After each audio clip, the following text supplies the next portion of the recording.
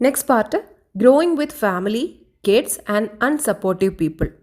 അതിലൊന്നാമത്തേത് നമ്മൾ ആദ്യം മനസ്സിലാക്കേണ്ടത് എല്ലാവർക്കും ഈ ഗ്രോത്ത് എന്താണ് എന്നുള്ളത് മനസ്സിലാക്കാൻ പറ്റില്ല. അത് ആദ്യം നമ്മൾ അക്സെപ്റ്റ് ചെയ്യുക. ഒരു കാര്യം നമ്മൾ ആദ്യം അക്സെപ്റ്റ് ചെയ്യുക. 2, നമ്മളൊരു എക്സാമ്പിളായിട്ട് മാറുക. ഒന്നിനോടും ആർഗ്യൂ ചെയ്യാതിരിക്കുക, ഒന്നിലും ആർഗ്യൂ ചെയ്യാതിരിക്കുക. നമുക്ക് വളരണമെങ്കിൽ ആർഗ്യുമെൻറ്റ്സ് കുറക്കണം. നമ്മളിലായിരിക്കണം ഫോക്കസ് കൊടുക്കുന്നത്. 3, നിങ്ങളുടെ എനർജി എപ്പോഴും കാമായി സൂക്ഷിക്കുക. നമ്മൾ ഫ്രസ്ട്രേറ്റഡ് ആണെങ്കിൽ, നമ്മളെപ്പോഴും വാശിയിലും പ്രശ്നത്തിലും ആണെങ്കിൽ നമുക്ക് വളരാനായിട്ട് സാധിക്കില്ല.